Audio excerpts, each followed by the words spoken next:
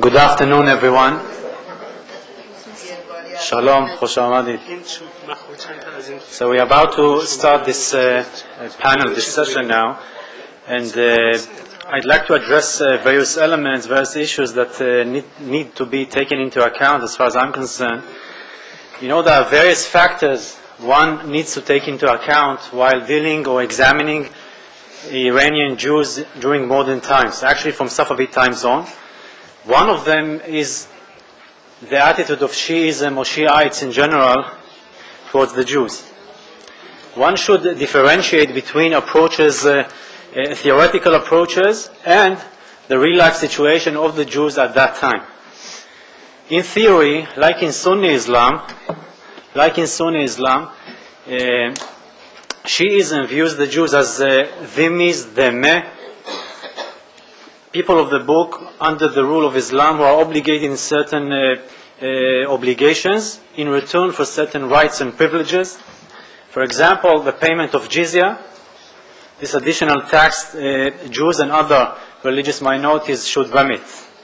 There are certain unique elements one may find while dealing with Shiism with relations to Jews and other religious minorities. One of them is the famous or rather infamous concept of impurity, najasat.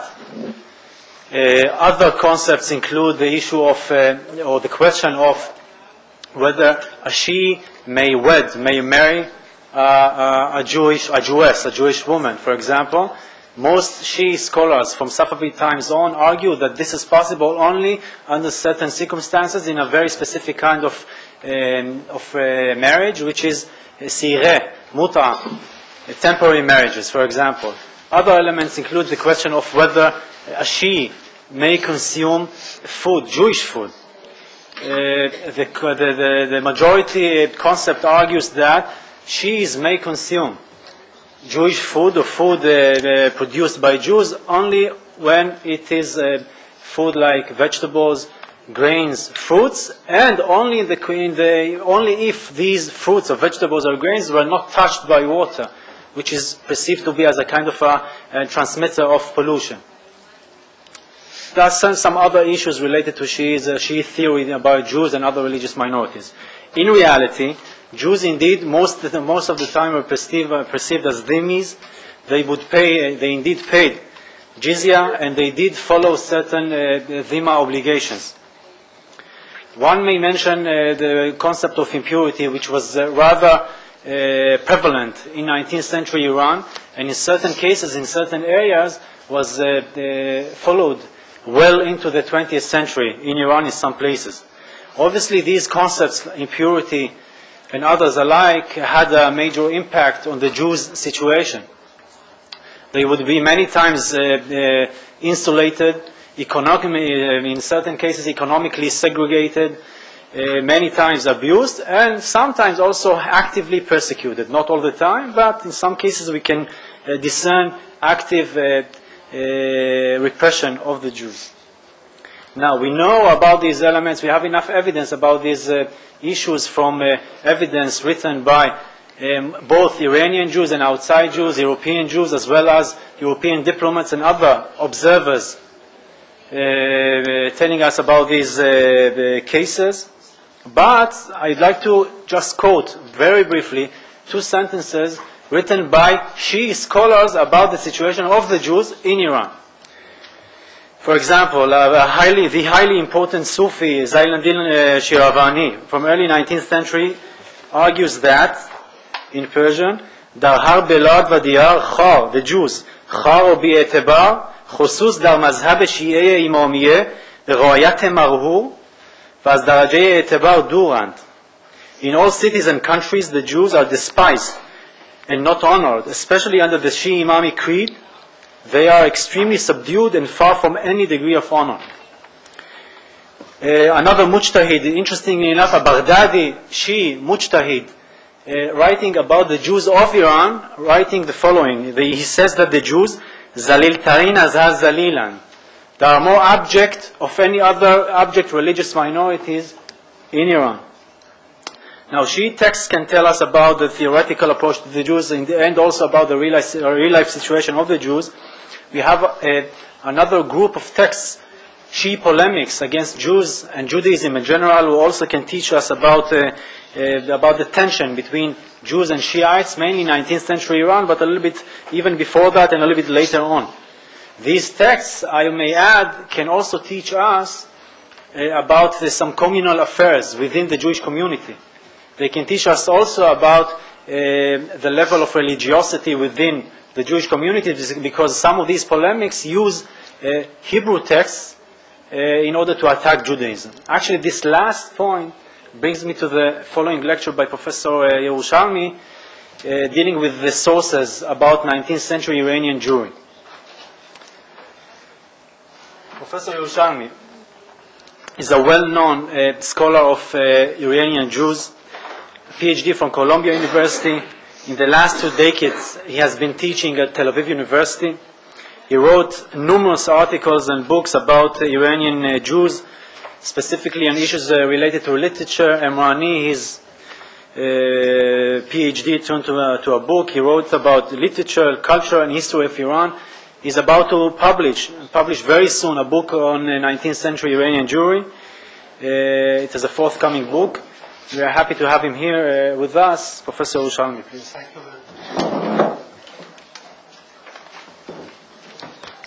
Thank you, Dr. Tsadik, for your very kind remarks. As a way of introduction, maybe 2 notes. First, one technical, the other one will get me into the topic itself. The technical is that unfortunately, we have to shorten the lectures a little bit, so I will have to cut some of the stuff and the material. The second is, which is, of course, brings me right into the topic itself, is that generally speaking, the amount of research on the Iranian Jews compared to other Jewish communities of the Middle East is very, very limited. There are lots of different reasons that have caused this condition. For example, if you take the number of books, articles, monographs, and encyclopedic entries that have been written about the Jews of North Africa, Yemen, Iraq, and the communities of the Ottoman Empire, yes, they are much richer and they are much more serious and more systematic and methodical than those that have been written about the Jews of Iran. Of course, there are lots of different reasons for this. I don't want to get into those causes because it deviates from the topic of my paper. Just to give you some example, however, of how serious and how badly the condition of the research on the Iranian Jews, especially history, the areas of culture and the areas of literature have been more treated and more discussed than the areas that have to do with the lives of the Iranian Jews in the various communities over the last 200 years. This is as a way of introduction. Another remark that I would like to make is that this, to be a scholar or student of Iranian Jews, it is rather a difficult thing. And I will tell you maybe in a very, very short reference or in a few words why. First of all, you have to be familiar with the history of Iran in general. You have to know a few languages. You have to know simultaneously Hebrew, Arabic, Aramaic in some cases. You have to be familiar with European languages in which research has been done about the Jewish communities of Iran. These are just some of the difficulties, some of the technical problems. On top of that, there are some problems that are really have nothing to do with even the skills of the scholar, of the student. They are independent of whatever the student wants to do, whatever the scholar wants to do. These are objective things that have to do with the state of the sources on the Iranian Jews, particularly any period before the 20th century. I'm making a very, very broad generalization. Even on the 20th century, the amount of research on Iranian Jews is rather limited. The condition becomes much worse in historical terms the way you get away from the 20th century, 21st century, into 19th century, 18th century, 17th, and so on. So by the beginning of the Safavid period, for example, in 1501, we practically don't know much about the Iranian Jews. And that is part of the things and the reasons for this condition that I want to talk now. Again, I have all the time introductions. One more introduction, and you have to bear with me and forgive me. The remark that I want to make in general is that of all the periods from the beginning of the Safavid period, which is 1501, and to which Dr. Tsadik referred to, particularly the establishment of the Shiite religion, that created a very strict and negative attitude towards the religious minorities. From 1501, let's say about 500 years ago, what happens in the Jewish communities of Iran is rather a slow process of deterioration. And the deterioration has to do both with things that happened inside Iran as well as things that had to do with the particular conditions of the Jews in the various communities. Now, that situation slightly starts to change towards the end of the 19th century and beginning of the 20th century. I will refer to that in my article. What happens that the scholars usually think that the changes started in the beginning of the 20th century, and that's not the reality. The reality of the change in the condition of the Iranian Jews started slowly in the 1820s and 1830s because of the penetration of the Europeans into Iran and the growing contact of the Iranian Jewish communities with the other Jewish diaspora that came to the help of the Iranian Jews. Now, one of those major groups that helped Iranian Jews as of the beginning of the 20th century, of course, many of us are familiar with that. This is the schools and the institutions of the Alliance, Kiach in Hebrew, Alliance Israélite Universelle, yes? And my article now, my paper starts from that period. Both on a symbolic level, as well as in practical terms, the establishment of the first Alliance school in the Jewish quarter or Mahalleh of Tehran in March 1898 marks a significant turning point in the history of Iranian Jews in recent times. The latter school, initially for boys and later on for girls, was soon followed by establishment of similar modern-oriented schools under the directorship and protection of the Alliance Israélite Universelle organization of France. Thus, such schools were soon founded in Iran's other larger Jewish communities, among them in the cities of Hamadan, and they go according to order more or less of the size of the Jewish communities. The larger communities, of course, four of the large communities of Iran in the 19th century were Hamadan, Isfahan, Shiraz, and later on Tehran. And Tehran gradually becomes the largest community as of the 1910, and it continues to grow until the Islamic Revolution. Now, such schools were established in Hamadan in the year 1900, in Isfahan in 1901, in Shiraz in 1903, in Sanandaj in 1903, and Kermanshah in 1904. In the course of the following years, before the outbreak of the World War I in 1914, additional schools were founded with the active financial and administrative support of the Alliance, also in the smaller communities in the cities of Tuiserkan and Nahavand in 1906, in Kashan in 1911, and in Gulpaygan in 1914. Hand in hand with several other social and political and administrative and broad cultural developments and processes that took place inside Iran during the constitutional revolution of 1905 and 1906 until the rise of the Pahlavi dynasty in 1925, The establishment of the Alliance schools contributed considerably to the processes of change and integration that affected the diverse areas of individual and communal lives of Iran's Jewish minority. The increasingly rapid pace of the legal, social, economic, and cultural reforms and changes under the Pahlavi regime, particularly in Iran's larger cities and towns where the majority of the Iranian Jews lived, transformed beyond recognition most, if not all, aspects and patterns of life that had characterized the individual and communal lives of the Iranian Jews ever since the establishment of the Safavid state in 1501, and perhaps earlier.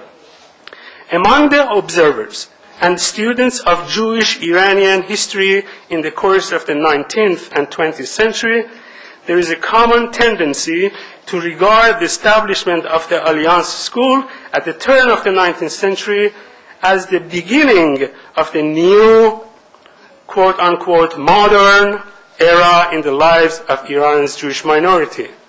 Unfortunately, however, there has not been any attempt whatsoever to examine or clarify the validity and the relevance of such terms as modern era, as well as new and traditional concepts as a means of making or creating different periods in the history of the Iranian Jews, as well as using them as tools of research for a better understanding of Iran's Jewish communities. Moreover, in the available body of the studies and publications that deal with the history and cultural heritage of the Iranian Jews under the Qajar and the Pahlavi dynasties, little research and little scholarly attention have so far been devoted to the historical conditions and processes which were before the establishment of the Alliance schools. The latter historical conditions and developments, chief among them, the growing contacts between the Jews of Iran and their co-religionists in Western Europe and in the Ottoman Empire during the second half of the 19th century led slowly to the penetration of Western-oriented ideas and notions into the social, religious, and cultural outlook of the communal leaders, rabbis, and the wealthier strata of the Jewish population in Iran's larger communities. What I'm trying to say is, although the establishment of the Alliance schools started in the beginning, more or less, of 19th century, correspondence about the establishment of the schools had started about 70 or 60 years earlier, and one major factor that facilitated the contact between the Iranian Jews and the Jews of Europe was the community of Jews in Baghdad that were, because of being under the Ottoman protection, they were, relatively speaking, on a higher level of protection, and culturally and in terms of schools and in terms of the cultural life, they were in a better condition, and they were the contact, at least at the early stages of the relations between the Jews of Iran. They were actually the intermediaries between the Jews of Iran and the Jews of Europe. Reinforced by the growing physical and cultural contacts between Iran and the agents of European and Western influence in Iran, the latter forces and ideas, those so-called European-oriented, modern-oriented, untraditional-oriented, those ideas that were far away from the traditional lives and culture of the Iranian Jews, those ideas led to the early stages of educational, social, and professional reform in Iran's larger Jewish communities during the 1910s and 1920s and onward.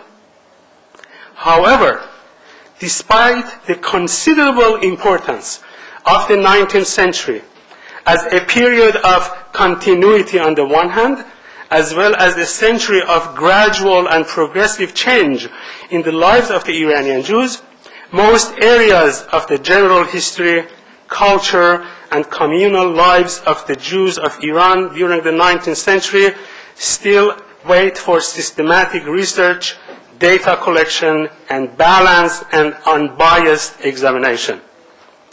The study of the Iranian Jews in the 19th century in the broader context of Iranian history on the one hand, and in the context of their relations with other Jewish communities on the other hand, confronts the researcher with many objective limitations as well as subjective tests and challenges. While the choice of specific areas and topics that have to do with the lives of Iranian Jews during this period result ultimately from the researcher's own choice and deliberation, there exist numerous objective and serious difficulties which are independent of the researcher's individual approach or his or her method or level of scholarship. Broadly speaking, the objective difficulties and obstacles that stand on the way towards a well-informed and balanced study of Iranian Jews in the 19th century, and I put here in parentheses, not only in 19th century, earlier too, but particularly with the case of 19th century, these difficulties belong to three separate, also closely related areas. The first, and by far the most serious and consequential among these difficulties, lies in the relative shortage of primary sources in the various languages. In this regard, the observation that was made some 4 decades ago by the late Yitzhak Ben Tzvi, the second president of Israel and the scholar of the Jewish communities in the East, his observation is still valid.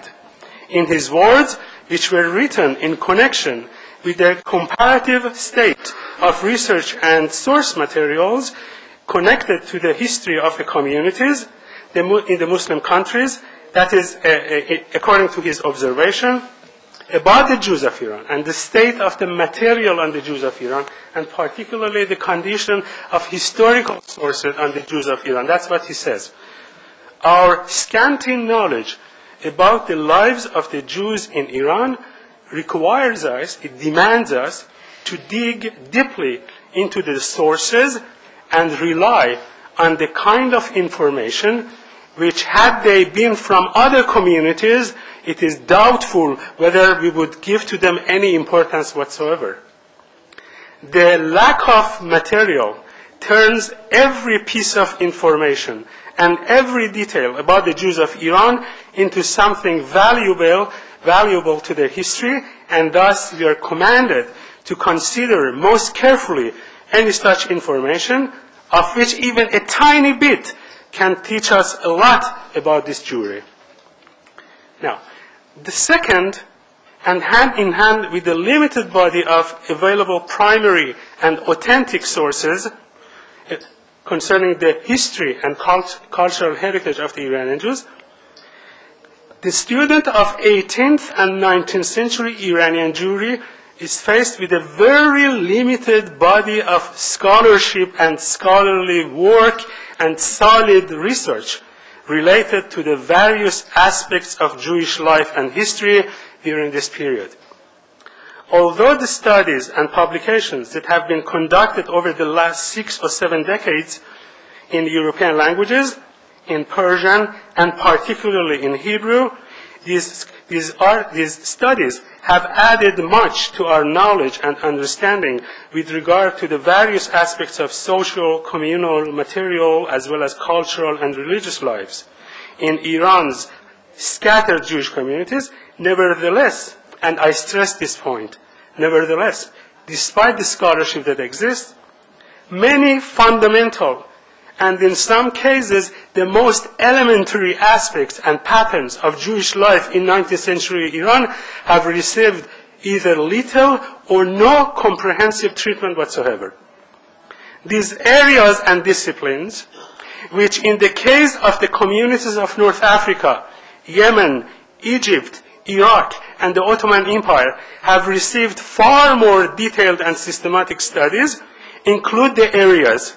And this is some of the areas that I think, and I think people who deal with the Jews of Iran in the 19th century would agree with me. These areas are most important: demography, how many people there were, where they lived, what were the factors that affected the size, the shrinkage, or the growth. The second one, emigration and migration in the course of the 19th century. We know Iranian Jews, because of the conditions that Dr. Tsadik referred to, were fleeing from Iran in large numbers to neighboring communities, mostly to territories that belong to the Sunni countries. Particularly, I think, because the attitude towards Jews in those countries was a little better or more tolerable towards Jews than in Iran, at least during the first half of the 19th century. The third area, economic and material lives of the Jews of Iran. Social structure and communal organization of the Jews. Education, relations with the Muslims and non-Muslim population. Processes and dimensions of religious conversion. This is a major issue in the history of Iranian Jews. Conversion to other religions. 3 major religions. Shiite religion, first of all, because of a variety of reasons. Some of them forced and some of them voluntary. Jews, probably because they wanted to get integrated into society, they had very limited ways of progressing into the Shiite society. They would adopt the Shiite religion. The second religion, the Baha'i and Babi religion, that drew inside it some about 10 to 15% of the Jews of Iran during the 19th century. Third, Christianity. So these are the processes that have not really, they have received maybe an article here, a few lines there. They have not been studied. Christianity, the activity of the Christian missionaries among the Jews and so on, and the effect of these missionaries on the outlook of the Iranian Jews and the processes of modernization that came later. Some other areas, communal and individual responses to Western influence. I mean, things don't happen all of a sudden. They have roots. How come there is Alliance Israelite in beginning of the 20th century? This didn't happen by itself. This shows a gradual penetration of Western-oriented ideas, concepts, notions into the various Jewish communities of Iran. And one thing that I want to stress, despite all the difficulties the Iranian Jews had in the 19th century, demographically, they were placed in a better position than 90% of the general population. Whereas 60% of the Iranian population was in the countryside, 25 to 28% were tribes, and only about 15 to 20% were in the larger cities. The Jews of Iran, almost all of them, or the majority of them, about 70% of them lived in the larger cities. The contact with Europeans and European ideas were larger in those cities. As a result, an average Jew, even though he was oppressed and his community was oppressed and limited, he had a better chance of getting into contact with European travelers, with European missionaries, with scholars and so on, consuls and so on. Now, the absence of solid and systematic groundwork in these and other closely related areas and topics seriously impedes the knowledge and the perspective required for a balanced understanding of Iranian Jews and the conditions and forces that shaped their lives in the course of the 19th century and the first decades of the 20th century. The third major obstacle, and with this I will finish, the third major obstacle that still impedes our ability to form a coherent picture about the Iranian Jewry in the course of the 19th century lies in the disjointed and very scattered nature of the available information that we have.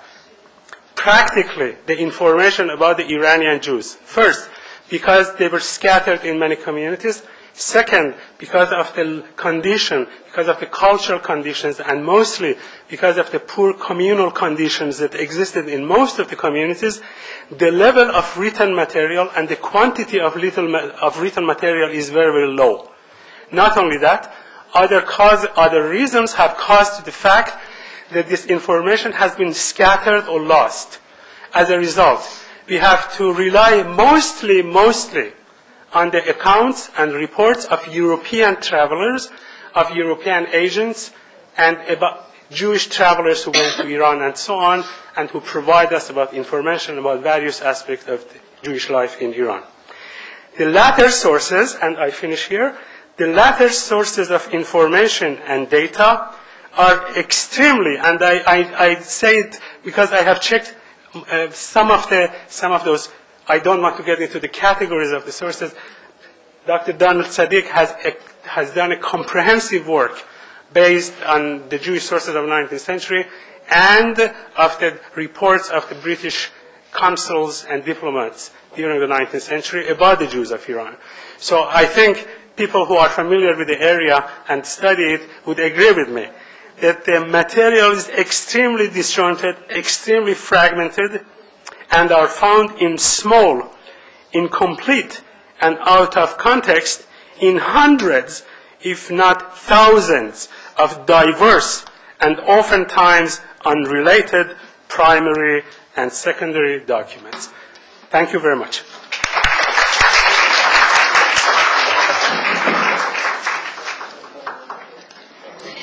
Thank you very much, Professor Yeroushalmi. Thanks a lot for mapping the major areas to be discussed in further research. We are really looking forward to see your book, to read your book, to learn from your book. Thank you very much.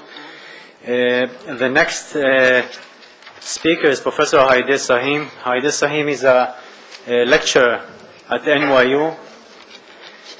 Her MA is from Tehran University in Iranian linguistics and ancient Iranian cultures.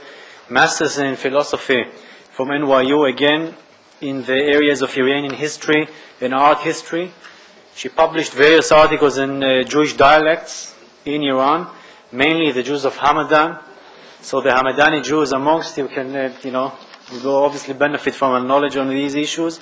And recently, she works on the history of the Jews of Iran, mainly the Jews of the Qajar period, that is 19th and early 20th century Iran. Professor Sahim, please. Thank you. One more thing. אני מבקש לכבות את הפלאפונים לחלוטין. Please turn off your cell phones. Thank you.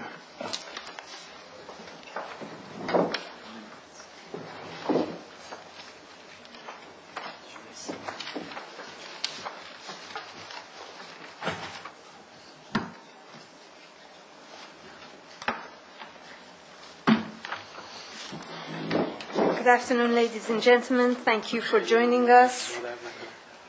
It's a very tough act to follow. Very tough act to follow. Any Hamadanis here? No? Thank you. Merci. Good. On September 24, 1892, news arrived in London via Baghdad that a clergyman named Akhund Mullah Abdullah had ordered the massacre and pillage of the Jews of Hamadan. The immediate intervention of co-religionists in London and Paris was requested. The details soon became clear. On the eve of Yom Kippur, a mob attacked the Jews of Hamadan in their synagogues. They ran out and barricaded themselves in their houses. By this time, such attacks were not uncommon. With the advent of Shia Islam in Iran in the 16th century, the plight of the minorities, especially the Jews, took a turn for the worse. Although by the early Safavid period, they had already lived in Iran for about 24 centuries, shared in her history, and had given her queens and two great viziers, Jews were now targets of persecution and attacks and forced conversions. In the subsequent years, the war with the Afghans and the domestic unrest that preceded the establishment of three dynasties, the Afsharids, the Zands, and the Qajars, only worsened their situation. In the late 18th century, by the time the Qajar dynasty was established, the Jews had become one of the smallest of the religious minorities and a demoralized and predominantly poor group who were at the mercy of local governments or authorities. By the last decade of the 19th century, persecution of the Jews was still quite common, while its degree depended on the local authority, the power of the friendly clergy, or the severity of the accusation. Comparatively, the Armenians and other Christians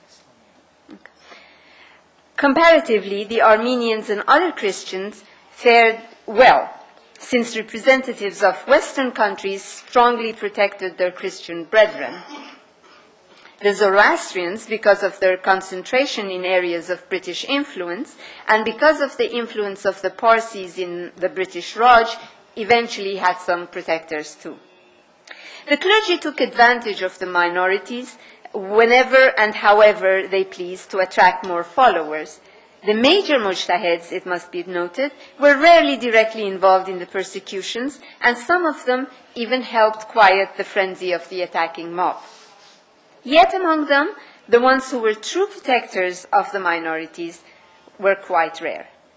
In this atmosphere, the new Babi and Baha'i converts and the Jews were targets of the harshest treatments on the part of the Muslims. In the early 1890s, the issue of the tobacco concession had rocked Iran and challenged the power of the king, Nasir-ed-Din Shah, to grant economic concessions to foreigners. The role of the clergy in steering popular opinion against the tobacco regime had given them a new and added prestige, and people had come to have more respect for their orders. In this atmosphere, it became easier for the minor clergy to instigate a small riot and to obtain fame and possibly fortune through this means. Non-Muslims were easy targets, and the Jews were the smallest and most defenseless of the religious minorities in Iran. While Tehran was convulsed with the tobacco regime, in Hamadan another event, though of lesser political magnitude, was taking place, an event that is known in Iranian Jewish history as the event of Ahund Mullah Abdullah. This turmoil left such an impression in the psyche of the Jews this event left such an impression on the psyche of the Jews of Hamadan that later generations talk of it with the passion of eyewitnesses. An examination of this event sheds light on the situation of Jews in 19th century Iran and their relation with those in power at the national and local level, especially the clergy. Hamadan was unique in many ways as far as the Jews were concerned. It was the only city in Iran where Jews did not live in a special quarter or mahalle. In the early part of the century, it had the largest Jewish community in Iran. Also in Hamadan, the Jews held an important place in the bazaar, since the imported textile trade in Iran in the later decades of this century was controlled by them. Consequently, there were a number of well-off merchants among them. However, none of this prevented the occasional incidents of persecution. What had instigated the Yom Kippur attack? Sources are not clear. The only explanation comes from Habib Levi, the author of The History of the Jews of Iran, who writes that earlier that year, a Jewish girl in Hamadan was abducted by Muslims and forcefully converted and married off to a Muslim by Ahund Mullah Abdullah, who had recently come to that city.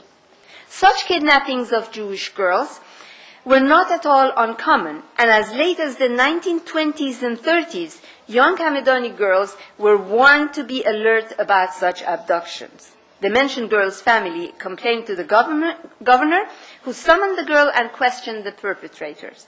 Although he apologized to her family, the family's attempt, I'm sorry that you have to suffer my croaky voice and thank you, and my sniffling.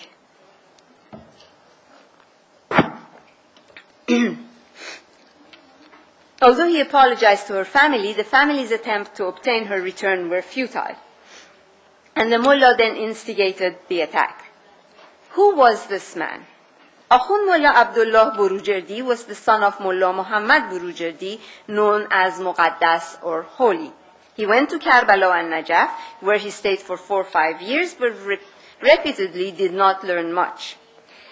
He maintained an appearance as a holier and more zealous person than his father, and appealed as such to the masses. His main activities seem to have been cursing the Sufis, the Sheikhis, and Babis, all of whom he considered najas or ritually unclean.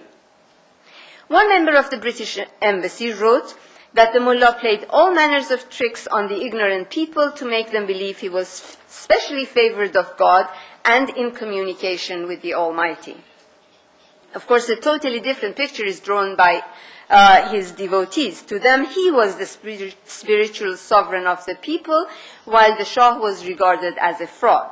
Also, he is written about as one of the famous and most learned of the clergy of his time. Apparently, the Akhund was very rigorous in observing what he considered the fundamentals of Islam, and this often caused riots and fights in the city between the religious minorities and his zealous partisans. After the attack, a group of Jewish men went to the telegraph office to take refuge and to send a telegram to the capital asking for help. In a telegram addressed to the British ambassador dated 22nd of September, they wrote, "Whatever petition we have presented to His Majesty has gone unanswered. Therefore, we are pleading to you to present our plea to His Majesty. The transgressions of Mullah Abdullah are annihilating this people. He's given the order for our death. We do not dare come out of the house." These men were attacked by a mob which dragged them to the Mullah's house, where 24 of them were converted by force. There is a story here that one woman waiting for her husband, it's the eve of Yom Kippur, he doesn't come home, he's late, he goes to the mullah's house, knocks on the door and says, "Excuse me, if you're finished with your ashad and this kind of stuff," that's what they have to recite to become a Muslim. "If you're finished with this kind of, your ashad and this kind of stuff, please tell my husband to come home, we'll be late for our holiday." This shows how common these incidents were in the lives of the Jews. Meanwhile, encouraged by the Akhund, the local Muslims in Hamadan sent a counter-complaint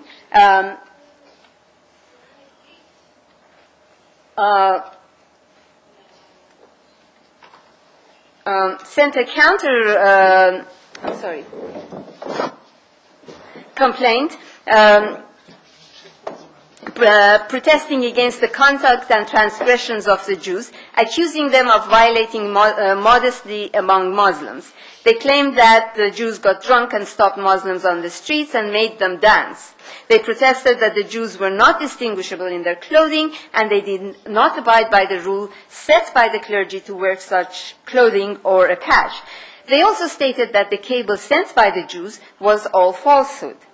On the margin of this document, all the way on the top, and unfortunately it's upside down, is the comment of the Shah. The comment of the Shah is noted. "It is the draft of Mullah Abdullah himself. Censor him so that he does not take such liberties.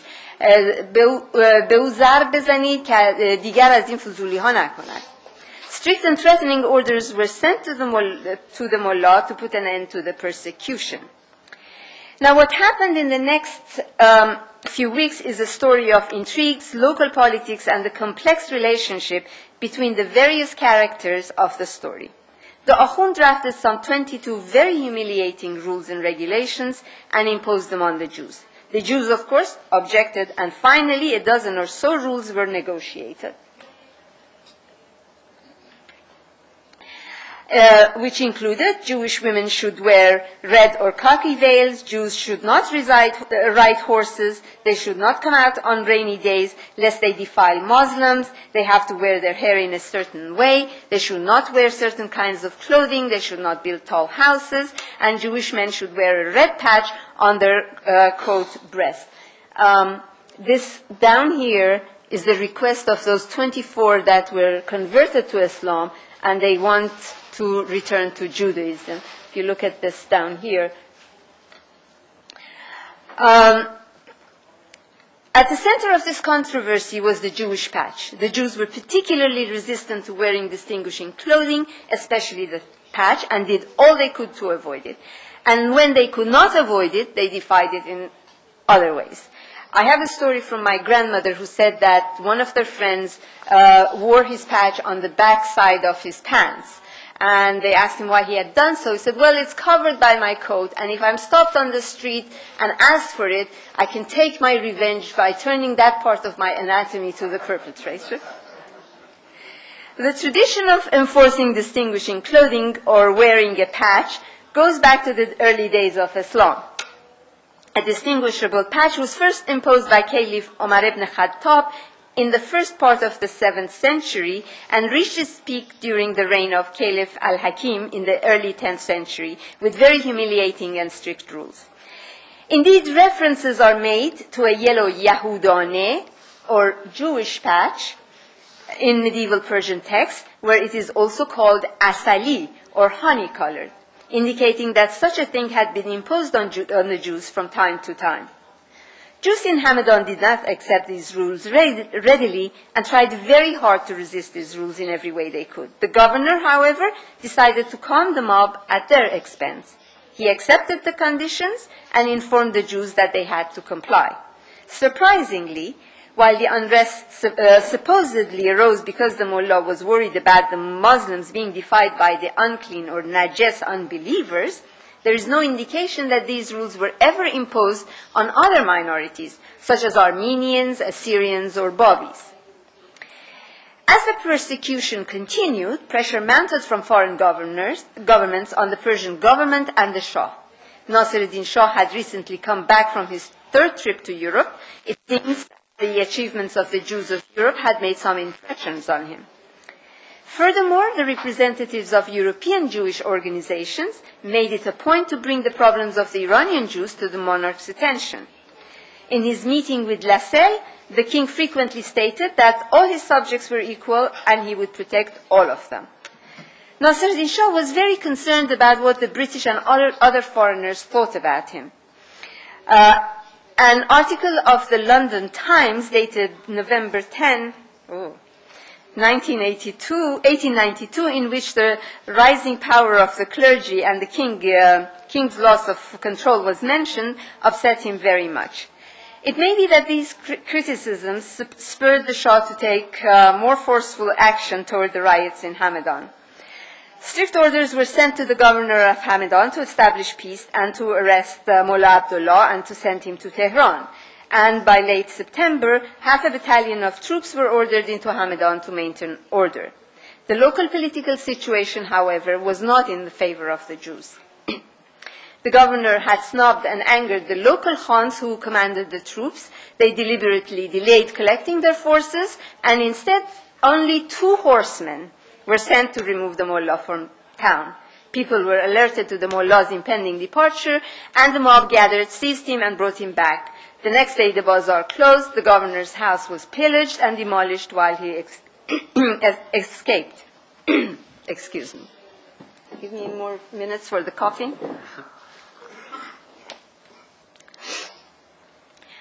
Further attacks on the town dignitaries were stopped by the Imam Jum'eh, Agha Mir Muhammad Baqir, but the Jews obviously did not fare so well. Mullah Abdullah put pressure on the chief rabbi of Hamadan to force the Jews to send a telegram to the Shah and to tell him how well Mullah Abdullah was protecting them and how grateful they were. In the following days, there's a lot of problems, and food is even cut off on the Jews until this is revoked by the intervention of the Ottoman Council. Jewish organizations abroad expressed their fear that such incidents might spread to other areas, and indeed there was unrest against the Jews in Isfahan, Tehran, Yazd, Shiraz, and a lot of other cities. The Prime Minister Aminus Sultan kept reassuring the British and French ambassadors that there was no reason to be apprehensive. However, he insisted that wearing a patch was to the benefit of the Jews and they should abide by the rule.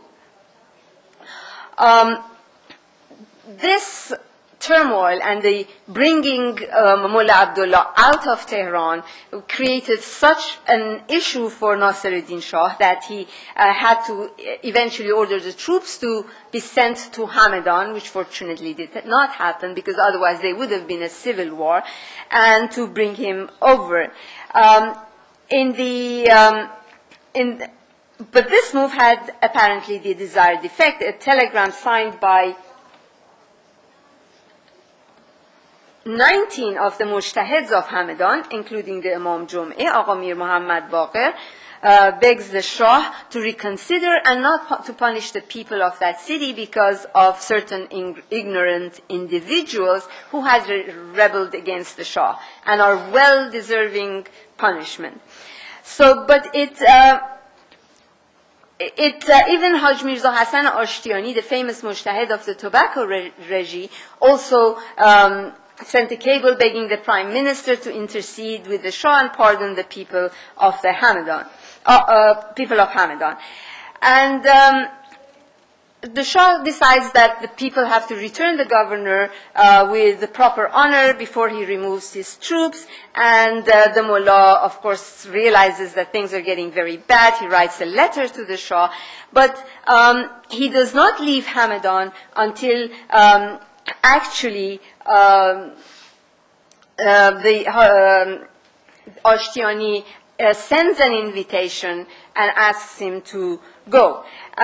And in the meantime, the persecution is renewed and it continues, and the British minister is constantly in touch with the Shah, and the Shah does not comply. And however, he says that as far as he is concerned, all the people in his country are equal. And this is a rather new thing for a Shah to say, and this maybe can be interpreted as a sign of changing time. However, a formal edict does not come until the time of his son, Reza Shah, Muzaffaruddin Shah. I'm sorry, I'm rushing. So in his audience with the Shah, Lascelles is trying to push him to settle the situation, and he says that he stresses the financial problems of the Shah since the tobacco regime, and the Shah owes money, so he's looking into getting loans from the British, and this is where money works. He says it was a short-handed policy on the part of the Persian government to indispose the influential Jewish association in Europe at a moment when Persia was seeking to establish her financial credit. Unfortunately, what Mullah Abdullah did became okay, all right, just give me 2 minutes to wrap it up. Became a model for other people, other mullahs, and there was turmoil in other cities, and one in Tehran in particular where the mahalle, the quarter, was closed, no water, no milk for the children, to the point that things became very critical. And again, foreigners intervened, and again, by the request of the Ottoman ambassador, the situation got better. Now, despite all of these persecutions and all that, compared to previous rulers, Nasiruddin Shah's reign was a relative better time for the Jews. His efforts to curtail the power of the clergy, however minimal, his concern for his reputation, whatever it was, all worked to the benefit of the Jews. And one should note that the achievements of the Jews of Europe and the implication that they could have a similar effect in Iran may have some effect on all of this. I'm trying to wrap it up. In reviewing the incidents of Jewish persecution in Iran, one can establish a pattern and divide the causes and instigators into three groups. First, harassment created by the authorities and administrators, this is the absolute last, which was usually seasonal and happened at tax time when Jews had collected the money to forward to the government. They would come, cause a problem, ask for money because they knew they had it. Second was harassment by petty merchants or store owners who either saw the Jews as a threat or borrowed money for them and did not want to pay it back. And what happened in Isfahan with Agha Najafi, some of the Isfahanis here may have heard of him, who threw the Jewish fabric sellers out of the city, is an example of this. I have heard that such practices are still existing. And third is the incidents that happened with a group of minor clergy or religious students who, to gain fame, attacked the Jews. As I have tried to demonstrate, the lot of the Jews in Qajar, Iran was an unenviable one, and it was not until the rise of Reza Shah that the situation improved. Now, this event is fairly well documented, in contrast to many similar events that I am sure you have heard from your parents and grandparents, and we have no documentation for. And it is, again, unfortunate that these patterns of persecution, though somewhat different, are still in effect in Iran. In recent case of the Shirazi Jews, you see that we saw that the act of one minor local government official created a situation that was blown out of proportion, and the government did not interfere until the international community put pressure on them. And another case in point is the anti-Semitic rhetoric of the Iranian president, which, disguised in the cloth of anti-Zionism, has brought about much concern for the Jewish community, and again was not toned down until, once again, strong objection from the international community forced them to sort of tone it down. So I guess old habits die hard. Thank you.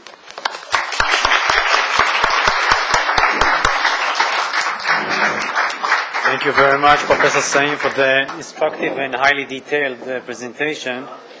Indeed, this incident epitomizes many aspects of Iranian Jewish life in the 19th century. Thank you very much.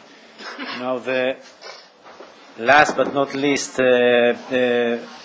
lecturer is Mr. Zeev Levine.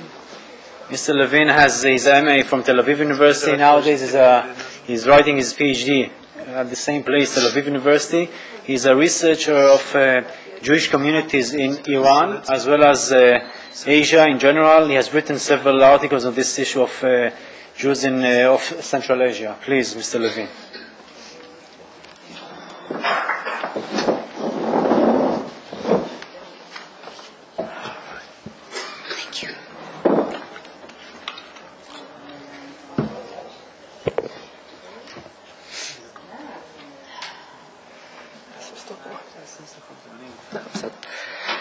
Okay, well, first of all, I would like to thank the organizers of the conference for inviting me in to give a lecture or something else, well, a bit less else than Iranian Jews.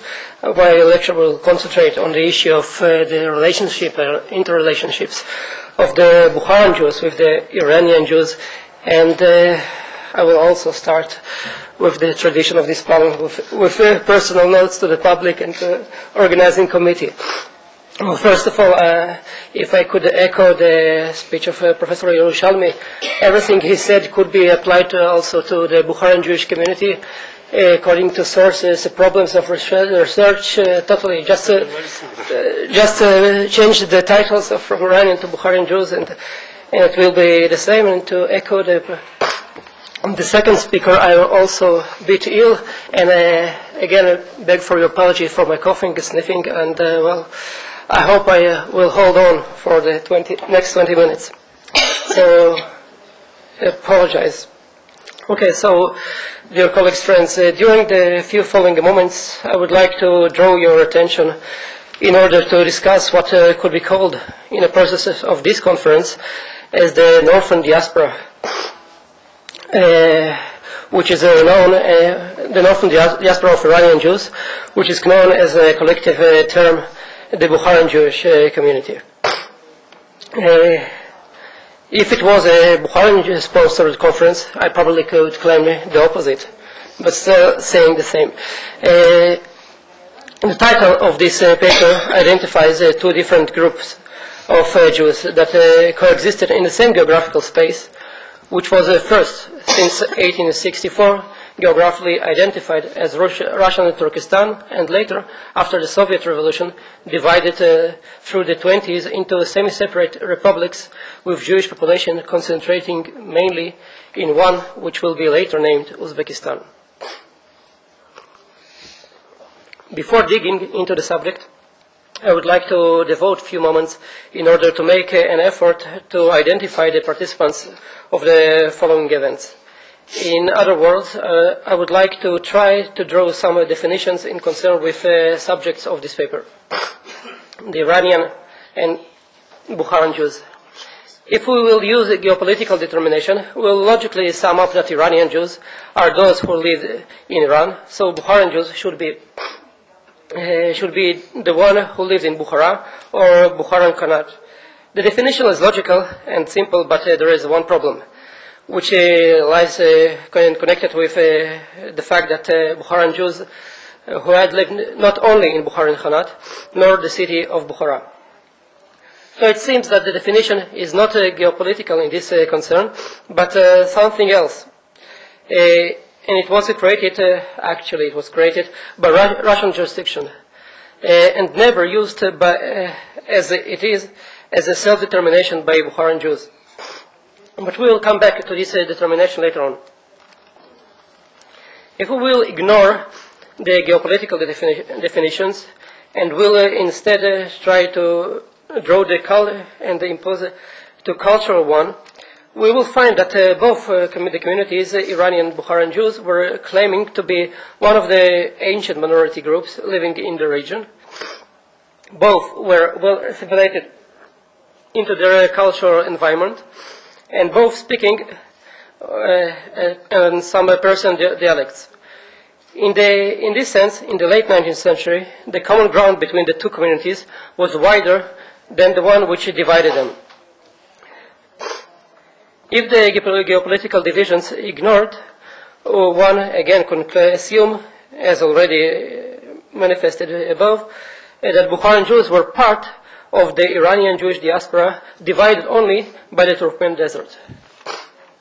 The existence of two Jewish communities were started relatively close one to another in geographic terms, but divided in between by political divisions, had to lead toward intense contacts between Jews from both sides, which were used with mutual benefits for the residents from both sides. The fact that the communities maintained close contacts during the 19th century was vivid from the reports of messengers, Mr. Shadarim, from the Holy Land, who had visited the Iranian and Bukharan communities and treated them as being part of the same region. Here again, part of the sources that we have, and they are usually common about the Iranian and Bukharan communities visited by the same persons.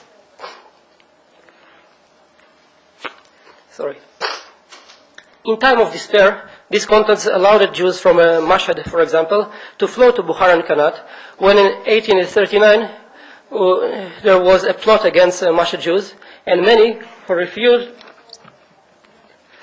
to force Islamization had found rescue in the Bukharan Khanate. The Mashhad refugees managed to settle in the new place and even to buy, together with local Jews, a considerable land plot to form a newly Jewish quarter, Mahale Sharq, in the city of Samarkand, where such never existed before.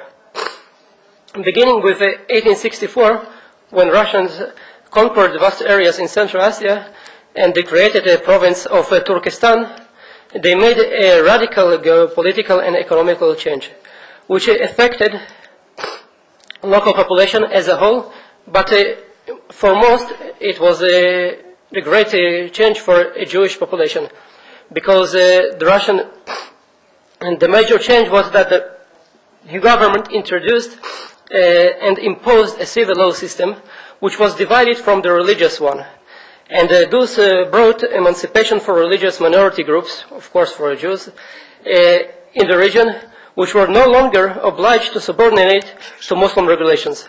And this really was quite a change. For example, again, if I only said that 30 years earlier, Jews fled from Mashhad because they had to Islamize. So now Islamized Jews who accepted Islam could come to Russian parts of Turkestan and come Jews once again. The thing what was treated in the Muslim areas as a high treason. And of course, the Jewish population which lived in this area could no longer be judged in the Muslim courts, but they decided to be judged by the civil court and no longer wear whatever they need to wear or buy or build whatever they wanted, because all this stuff were now part of the civic law and not the religious one. Okay. This unique situation rose a wave of Jewish immigration into the territories which were controlled by the Russian government. The wave of immigration was intensified by the economic bloom or economic boom, which more than doubled the daily income salaries in the region, which directly controlled by Russians. The economic boom of Central Asia attracted not only local residents or investors, but also brought worldwide magnates like the Rothschild family to come and invest in Central Asia and its rapid growing economy and infrastructure. For example, the railway system of Central Asia was in fact sponsored by the Rothschild family in the late 19th century. Apparently, that the Jewish immigration to these territories was so vast that the Russian administration was trying to reduce it. And this is the time when the Bukharan Jew term was formed, in order to differentiate the native Jews who were living already in their territories controlled by the Russian government from the one that was suspected as illegally immigrated into Russian-controlled territories from the Bukharan Khanate, parts of which were left as a protectorate after the Russian conquest of the region. Iranian Jews who had immigrated to the region found no trouble to integrate with the indigenous Jewish population, and by this to fool the Russian administration on the question of their origin, due to the fact that they seemed local to Russian administration. As mentioned before, they shared customs, traditions, spoken dialect, even though it differed from region to region, but it was Persian in its basis. Even today, Jews in Central Asia refer to their dialect as Farsi, this in order to differentiate it from the other dialects like Tsadik. The best manifestation for this deep integration could be presented by the fact that during the whole time of presence of the Iranian Jews in the Central Asia regions, they didn't create autonomous or separate communities, neither have built separated synagogues which were separate from other Bukharan Jews, but integrated with the existing ones. Till the early 20th century, the land compacts between Iran and Turkestan and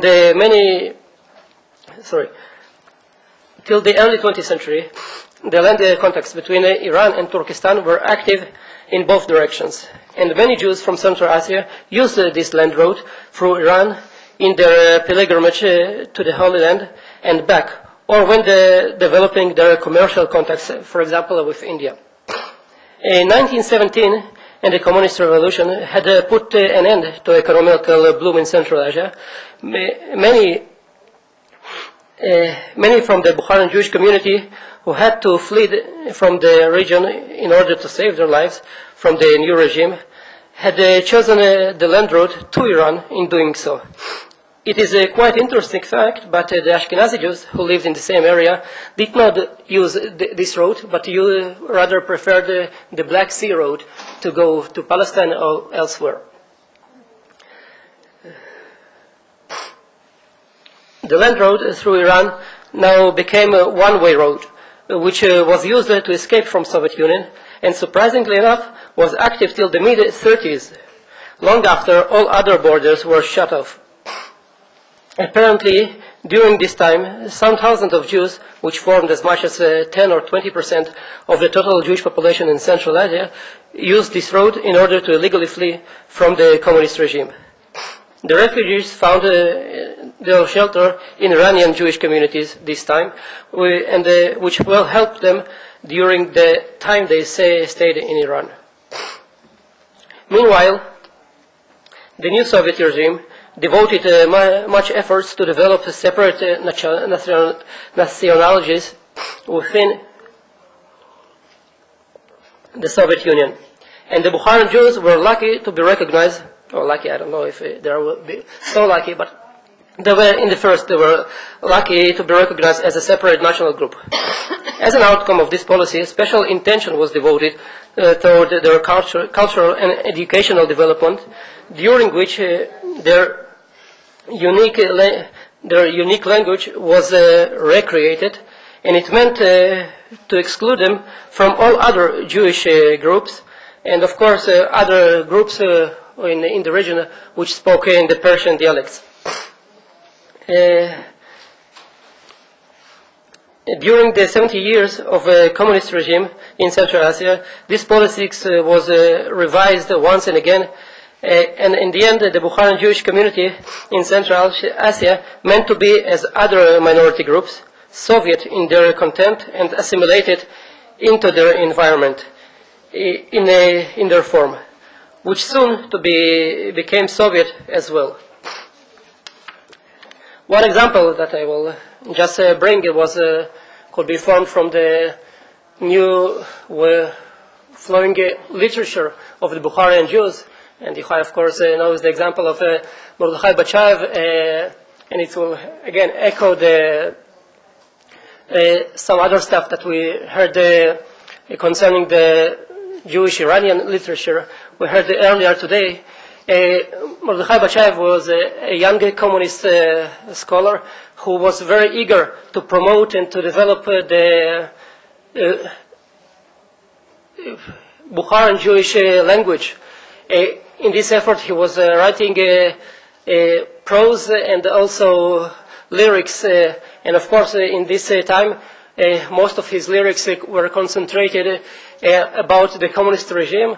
And I was just returned from Uzbekistan and brought back some of his lyrics, which he wrote about Stalin and Marx. And amazingly enough, these lyrics were wrote in acrostichon style. So you just write Lenin and Marx on every first letter of the poem. And again, it's coming back to all Jewish traditions, of course, but the substance was, of course, very communist. Well, to conclude, I've made an effort to present some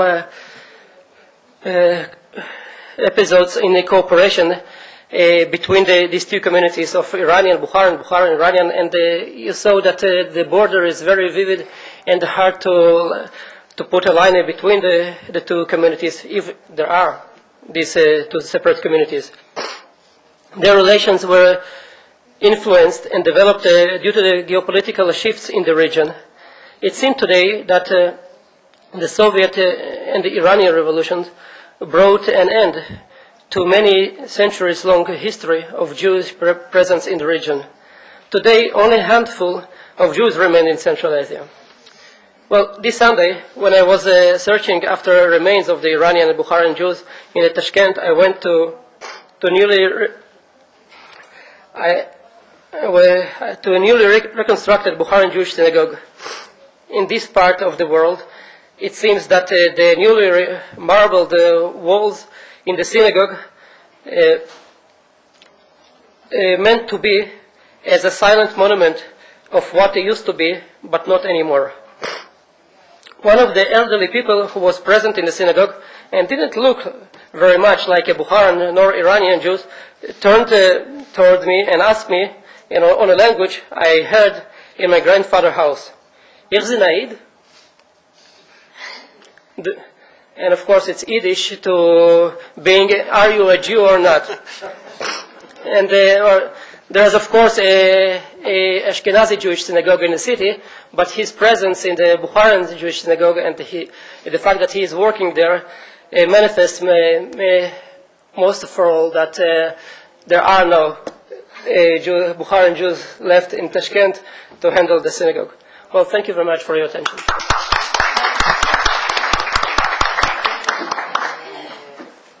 Thank you very much, Zeev.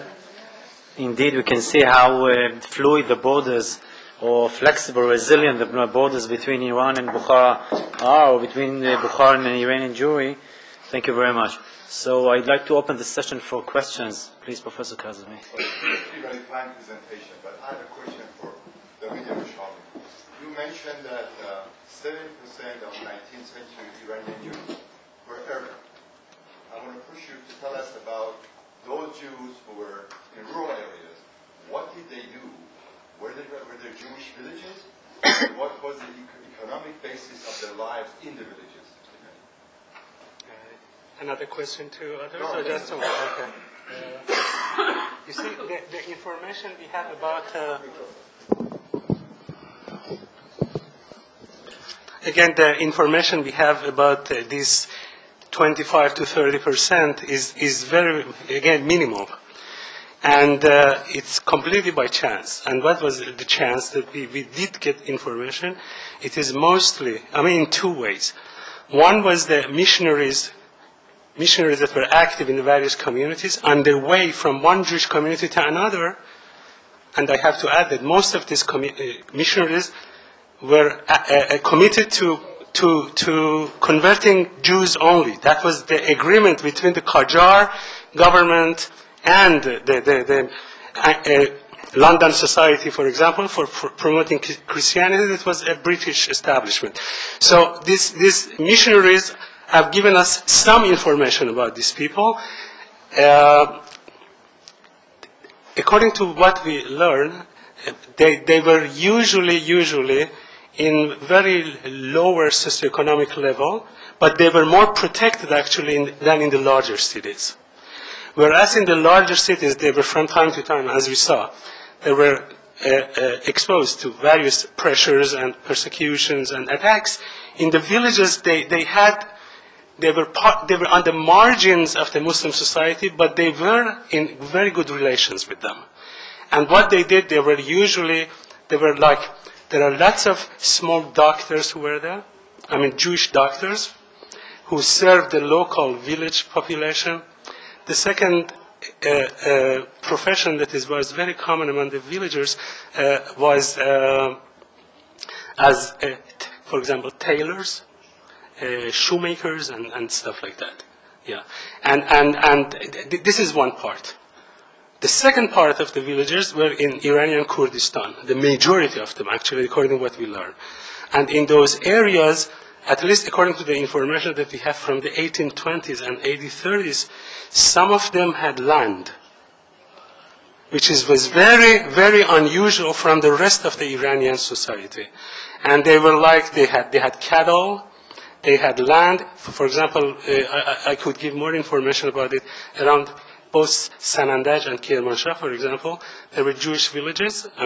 Jewish villagers who lived, with Sunni and Shiites. So there was no completely Jewish village? No.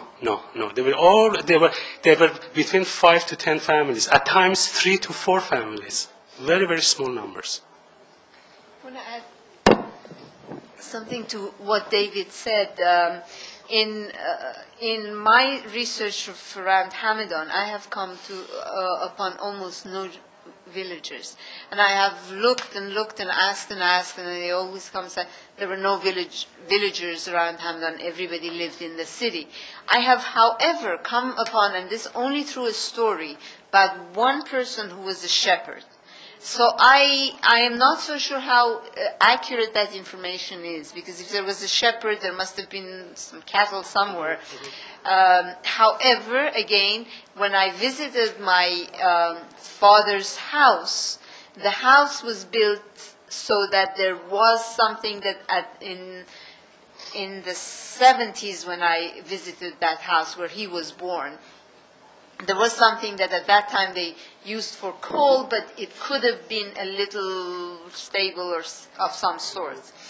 So whether they kept their animals in the house earlier on or not, I don't know. But that was the only incident of somebody of non-urban profession that I have come across, and that was in Hamadan. I'd like to add something. I remember a specific case of a Jew, Hanukkah, that's his name, in Salmas, right. He was an owner, a landlord, a big landlord apparently, in Salmas, Azerbaijan, Western right, Azerbaijan. whose land was apparently expropriated by the neighbors, and he petitions the French, if I'm not wrong, and the British as well as the French are involved in giving him back his this section of land. Yeah. He followed Nasruddin Shah on his second trip, Right. from Urumia all the way to Europe. Right. And there was a scholar there, he was Hungarian Jewish scholar, we know Armenius van Beren. And he was very, very close with it. I mean, he hid his identity. Yeah, there was this scholar, Armenius van Beren. He's Hungarian and he was expert in Turkish and Turkic studies. He came to Iran in the 1840s at the age of 22, 23, and he hid himself. He knew Turkish very well and he pretended that he was a Muslim. And he went through Iran and Central Asia and so on. The second trip was around the time that Nasruddin Shah was going to Europe. And these people, the Hanukkah, they were two brothers, I think. They went after Nasruddin Shah to Europe to give him the petition, and Nasruddin Shah refused, and the Van Beren interfered, and this is just a story. Yeah, please.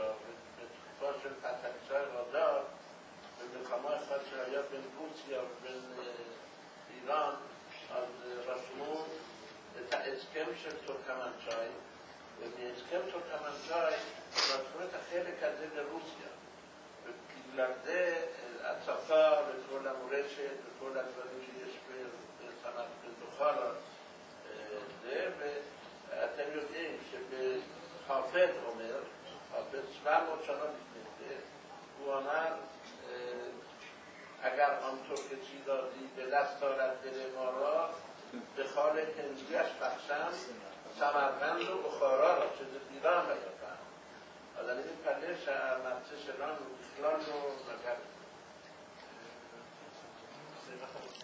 כן.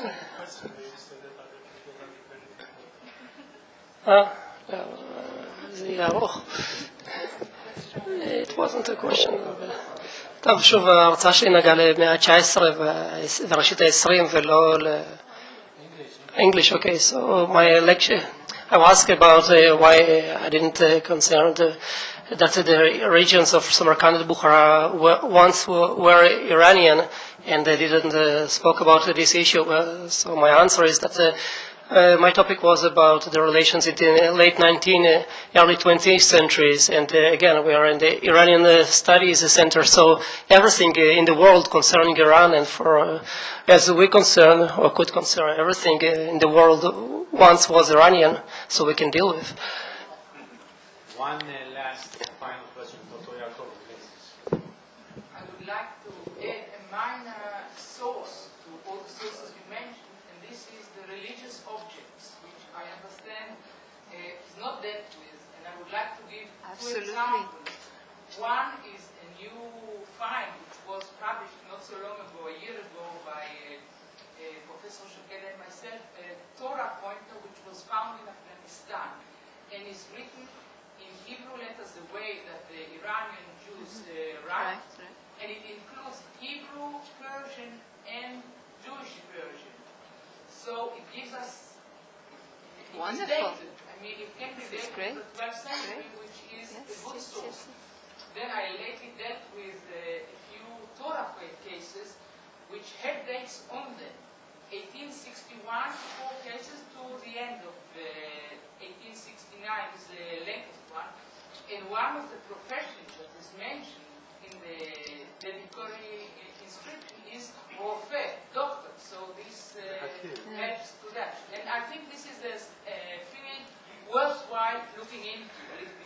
Do you work on the Jews of Afghanistan? Oh, Of Jews of Afghanistan? not yet. Afghanistan. Yeah. I did. You did. Okay. I did, as I say, Nico, chupchik of the company. I worked on the Torah pointers of I the see. Persian world, and this is how I got into that field. I see. Can I say something? Yes, to please. them? Just one comment. You mentioned that the synagogue, the Bukharan synagogue in Tashkent is destroyed. And I want to say, don't worry. It's not destroyed, no. It's not working and functioning. It's functioning, except it's not in Tashkent and it's in New York. And it's beautiful and it's large and it's wonderful. So if they have moved, if they're not there, the community is revived, it's healthy, it's flourishing in another place. Can I comment also? To the comment.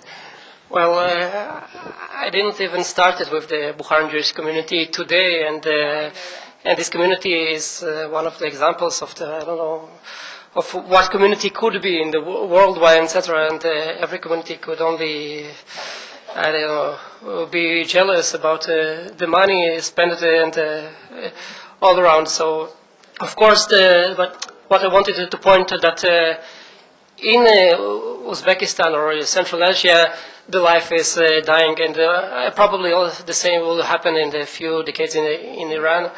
And again, it transformed and it changed as it's usually said it's changed his place and in time and sphere. Yes. So, but it transferred to something else, and hopefully it will better, but it won't be the same. And hopefully we'll have all work out of it. Thank you very much. Thank you very much. Thank you. We should thank the distinguished lecturers here. Thanks a lot. One final note. The following panel will start in Hebrew. So those of you whose Hebrew is not that good these days should use the headphones. Thank you very much. See you later. Toda raba.